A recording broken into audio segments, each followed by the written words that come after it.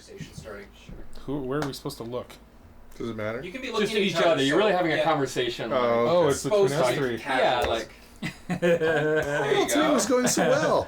I meant it in the most lovingest of ways. So Murray, maybe tell us about like what the first track was that you guys laid down. All right. Like ever? Today we're working on Jason Burnstick's song called "Some Kind of Hell." Actually, that's a good question for Jason. What was? Did you write this on your own, or was it? Yeah, and, no. And what was the inspiration? Well,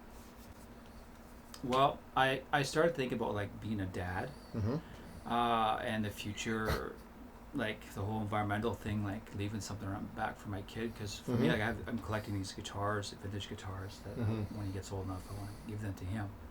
But then I'm kind of looking at around the world. I'm like looking at things like say like clear cutting in BC, for instance. Like when you fly over those mountains, you can actually see patches for forever missing that haven't grown back.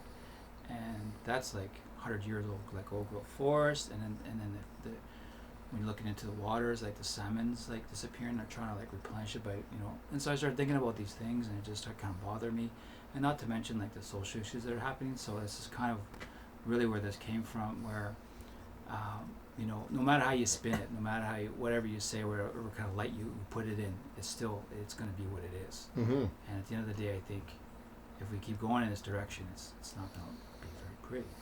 No. So that was my feeling about it, and yeah, that's what I came up. Thus, this song was born. And it was born. And you played it on a Weissenborn. A Weissenborn, that's right. Yeah. Which Jason plays a lot of his music on a Weissenborn, which is a pretty unique instrument. And maybe what got you into that instrument? You know what? I originally started doing like Latin-based music way back in the day. So I was like really into like Nuevo flamenco stuff. Oh yeah. And then my first album actually was kind of inspired by that, but I saw Ben Harper live when I was like 22 or something. Yeah, that first Ben Harper album is like as soon as you start playing the Weissenborn, it takes you to that. It changed my life, man. Yeah. As soon as I heard it, I was like, because I've seen a lot, and I played lap slide that time too, but I played it kind of in the same way. I heard. Yeah. And then that just was so different, and I went that way. It just took me. Yeah, I think Jason Burnstick when I think Weissenborn. I think Ben Harper. Weissenborn. Burnstick. Weissenborn, yeah. And so the song musically, we get sort of the background on it lyrically, but it's a real sort of droney kind of song, and that Weissenborn is kind of made for that, isn't it?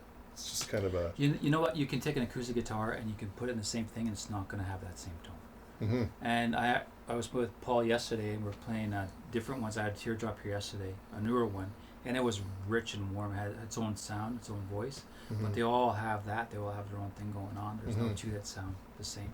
Right. Like I have a 1923 at home as well that I play next to this one, and it sounds completely different. Right. Sounds great though. Yeah. Yeah, just make like you'd play a different bass or different guitar, different drum kit, whatever. They're like different singers, like people, different singers singing the same part. It's just gonna sound different. Right. Very cool. That's neat. And then, so recording the Weissenborn, Paul. It's easy. It's easy. It's easy. It really. I mean, it's kind of the source is so important, and the person playing it, their hands, etc. It's true. It is super important. It's the most important. But when it sounds good at the source and the instrument is great and it's played wonderful, then my job's easy. You point a mic at it basically and it sounds good. Right. I mean, obviously you take into consideration the sound is kind of resonating omnidirectionally, right? So you kind of find the best spot for it, yeah. For getting, the top end of the slide, like the groundly bit, and the bottom end or low mid-range resonance off the soundboard of the instrument. Find that sweet spot and you've got everything. Yeah. One mic. Well, that's why I want to be here, because I love your ears, man. I don't say that about a lot of guys, but I love your ears. The pretty ears, you man. You got a great ear, Thank you very much. For music, for tone, for sound. You know what's up, and I love that. I've known that about you for years. I'm just like, yeah, he knows what's up. When he hears something, and he hears like, oh, that's Rich. He hears it too. Who recorded that? Oh, Paul. Yeah. There you go. That's pretty much it. And we had Danielle Roy on drums today, who's a local fantastic drummer and musician, all-around musician. And David Landreth from the Brothers Landreth played bass. And we're very lucky to have those guys today because, again, they a lot of great stuff just comes from the source. And you know, you could put any sort of drum set in you know, behind or in front of Danielle, and he would sound like himself and just give the song sort of what it needs. And Dave, again, is also a very supportive player. And so... they're also very open guys, too. Yeah. Like, I mean, they're willing to just kind of let somebody else's music kind of happen through Yeah. and do the right thing. Do the right thing, yeah. They're big ears, Yeah. and very great song sense, you know. And so we had a blast doing that part stuff, you know, today. And Yeah. Well, I first heard of Dan like years ago. I heard of Dan before I even met Dan. Mhm. Like, this guy is a killer. I was just like, oh, I just want to meet this guy. He's so cool. So I felt when I met him, I just knew him for years already. Yeah. But I just, you know, and then Well- the Brothers Landreth, I first heard that first record you produced. I was Mhm. like, holy smokes, those guys are monsters. Yeah. Wait they to hear are. the next one. Yeah, wait to hear the next one. Wow. It's unbelievable. Can't wait. Yeah, but yeah, so we had a great team in here, and vibe was, you know, excellent, and as it should be, and we had a blast recording the song today. Can you tell us how you did the drums? Oh, well, it took a very simple approach on the drums, using only 4 microphones. Yeah. Yeah. Can we hear it? Sure. Yeah. We didn't skimp on anything, right, Paul? It was just 4 No. mics. Well, really, it's because my assistant engineer is not here today. Eric, if you ever see this, it's only pure laziness that I did this. But it worked out great. No, it sounds killer. Oh, here we go.